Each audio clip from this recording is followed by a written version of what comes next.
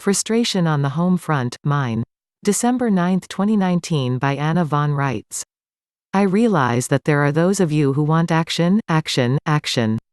There is actually more than enough to do, if you concentrate on learning all that you need to know and mastering the ins and outs of setting up your own state assembly, your own courts, and your own state militia and offices.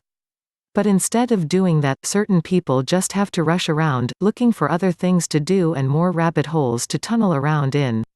No, we don't need any treaty of peace. We were never involved in any unresolved war.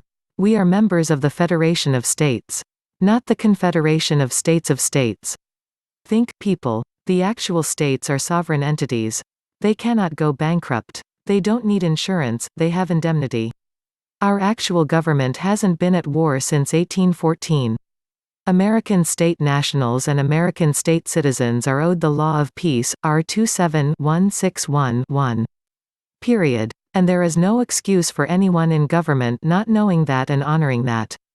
The entities that need to enter into peace accords are the States of America Confederation members, and these cannot be formed and reconstructed until our actual states assemble and charter them.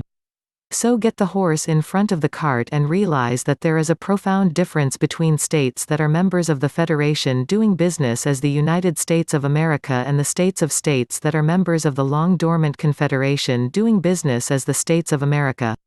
We have to assemble the states of the Federation, and then the states of the Federation reconstruct, recharter, the state of states of the Confederation.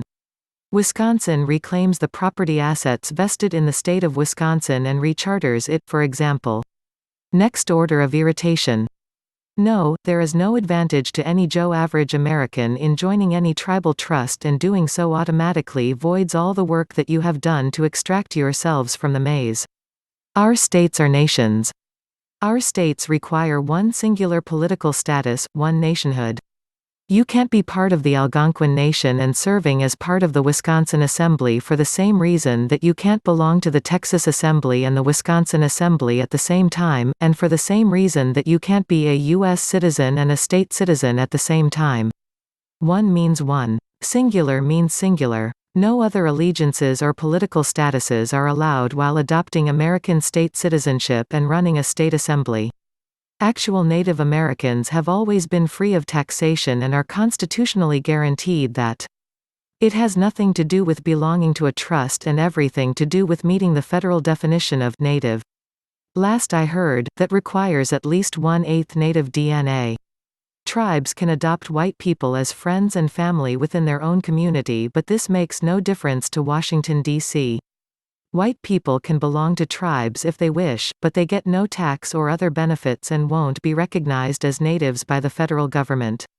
White people claiming tax exemption or other federal benefits as tribal members are regularly prosecuted for tax evasion and fraud, and they should be.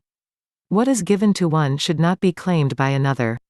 So if you are Native, there are some advantages to being Native, but there are also downsides, too. Native tribes are under a condition of dependent sovereignty. As a result, all Native tribal members are, with a few exceptions, considered United States citizens and citizens of the United States. This precludes them from accepting tribal status and benefits and state citizenship at the same time. We have noted and formally declared that our states of the Union accept people of all races, kinds, colors, and ethnicity without prejudice, meaning that so far as our states are concerned, natives are as welcome as anyone else to embrace the protections and benefits of state citizenship. But also, like everyone else, once you step over the fence, you are no longer eligible to receive emoluments from any foreign government and participate in a state government at the same time. Help support this work by visiting www.annavonreitz.com and look for the donate button. Links to this article and more can be found in the video description box.